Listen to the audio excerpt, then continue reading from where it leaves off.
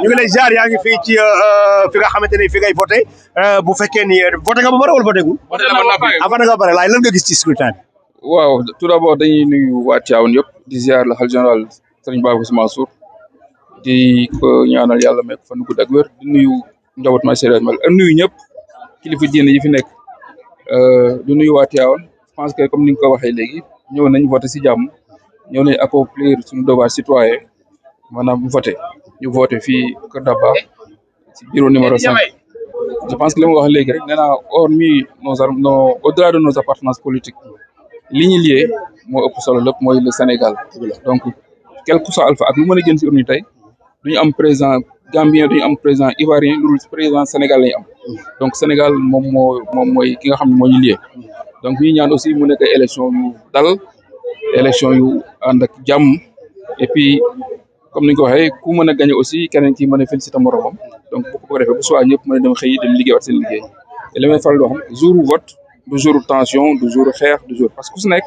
c'est devoir ngay ñëw accomplir donc ñu may nit ñi vraiment ñëw voté si jàmm delluwaat seen kër ba ngoon liy doog li yàlla dogal mu dogal ko ñuy ñaan aussi vraiment yàlla may suñu candidat ndam muy Amadou Ba ndax jàpp nañ li fi président Macky Sall sumb commencé ko jàpp nañ yaa ko Amadou Ba moo ko mën a eggale donc et puis tamit comme j'ai l'habitude de dire dëkk boo koy dénk dama koy dénk ki nga xam ne xam na état xam na li si nekk si biir ak si biti mais koo xam ni mosoo yor lenn mosoo jiite dara donc du su wàllu état dara nga xëy jox ko loo xam ni état du Sénégal nga jox ko état du Sénégal loolu je pense que loolu nit ñi war nañ ko xoolaat c'est vraiment li ñuy wax état c'est du lourd